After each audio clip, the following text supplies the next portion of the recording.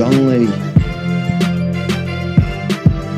That's what happened, and then this seems to have continued, and then we get into the Macaulay Culkin era, and there are more. There are so many of these, and even in, I don't know what it was, 2007 maybe, he's got the, correct me on that, but I think it could have been, and he does a documentary with a guy called Martin Bashir, who's Indian, British Indian, whatever you call it, doesn't matter.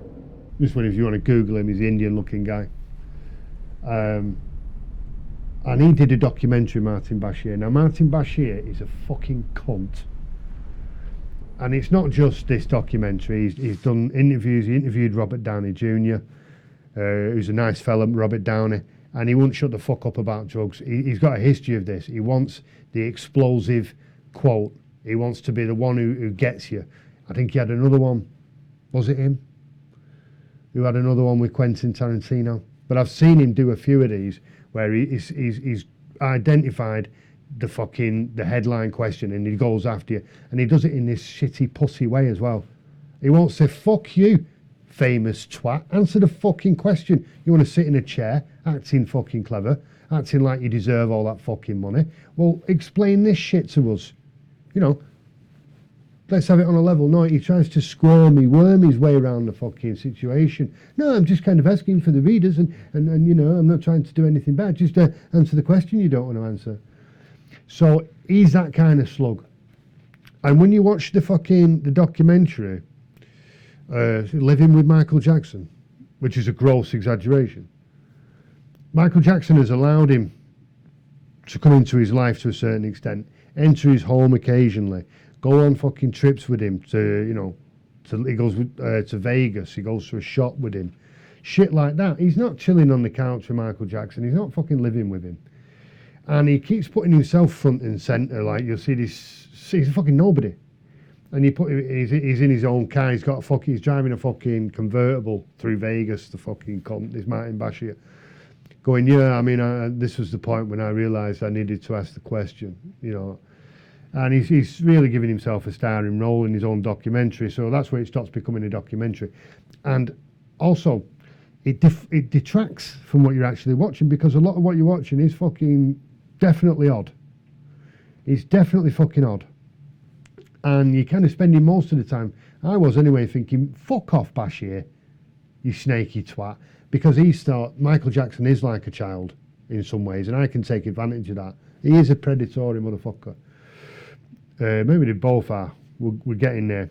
So Bashir detracts from the point of his own documentary. But there's a scene in the documentary where Michael Jackson has got this good-looking young Latino kid with him, who had previously. He was gonna die, basically. The doctors told his family, told his parents to make funeral arrangements. He was going to die of a fucking horrendous cancer.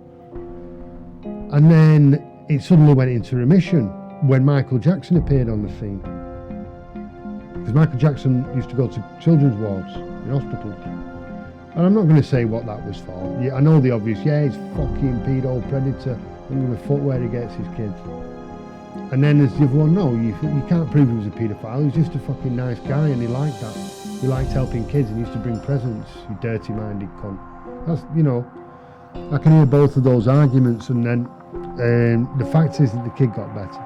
And so then the parents think it's a miracle, they think it's because of Michael Jackson, because of his energy, and they're delighted that the kid's better, so the kid's going and spending a lot of time with Michael Jackson, but also his siblings were. His siblings were as well. And they're giving this interview and they're sitting on the couch and the kid's got his fucking head on Michael Jackson. I mean, alright, what, are you friends, yeah? I don't do that shit with my friends. And if one of my friends starts fucking dropping their head on my shoulder like that, I go, yeah, cunty, what are you fucking doing, man? Normal sofa rules are in play. You know what I mean? And Michael doesn't. He's just chilling with the fucking kid's head. That's it. He doesn't seem to know. Yeah, get your fucking head off my shoulder. Or maybe he can't do that, so he's just trying to rock with it. And anyway, the kid says, during all this fucking interview, the kid says, yeah, and one day Michael said, get in my bed, and I said, no man, I don't want to get in your bed. He said, come on, get in my bed with me. And I said, no, I don't want to get in your bed. And Michael Jackson says, hey, if you love me, you'll get in the bed. And I think the whole world went, what? You said what to a child? If you love me, you'll get in my bed. Right, I'm not going there yet. But fucking what? Now this is a man with a fucking funfair in his garden and a monkey on his shoulder, spending his time with kids, sleeping in bed with kids. It's hard to say he's not a pedo. If there was a fucking guy around our way, sleeping with other people's kids, putting up fucking slides and attractions in his fucking front yard to bring the kids in, building a big fuck off fence around his front yard where he can only hear the kids in there, and then he's fucking sleeping with the kids and not telling anybody, he wouldn't do it more than twice. Might get away with it once. One of the kids is going to mention it and he's going to get fucking filled in. So was Michael Jackson such a calculating beast that he knew he could hide behind this thing about him not having a childhood, that he could hide behind big fences, security staff, his own personal propaganda machine, people's need to believe, people's love for him, people who don't even know him, people's sense of empathy? Did he know all that? I mean, are we talking about an intelligent, perceptive, empathetic man? That would explain some of his musical capacities. Are we talking about a man who knows how to get what he wants? I would say, yeah, you ask Paul McCartney. He got the rights to the Beatles records behind his back. Are we talking about a man who knows how to coordinate? I would look at his concerts. I would say that he can coordinate things. He can make things happen. He can put things together. He can organise things. I'm saying, is he capable of it? And I'm concluding, yes, he fucking is. So if we look at it like that, if this man is doing all that and perpetuating this image and feeding the press with these stories of craziness to confuse the scene so that people think, oh, it's just another story about Michael Jackson, it's just another crazy fucking story, and he's deliberately releasing these stories and deliberately promoting all this hysteria about Michael Jackson that can't possibly be real, so that the real stories about what he's actually doing in his fucked up pedo mansion slip under the radar and people think, oh, it's probably not true. If that is the case, that man is a fucking beast, and all paedophiles are beasts. They're all fucking beasts. And if you give a pedo fame, fortune and a fucking security team, that makes them very dangerous, especially when they're highly intelligent. So that's pretty much the sitch with where we kind of we left Michael Jackson, because this all came to a head in what, 2000 and fucking, can't remember, 2005 maybe. Yeah, 2005. I'm pretty sure it was. He gets fucking arrested, right? The sheriff's booyaka into his house. Not 1, 2, right? This kid's accused him now of sexual assault, sexual abuse, rape, all kinds of shit, right?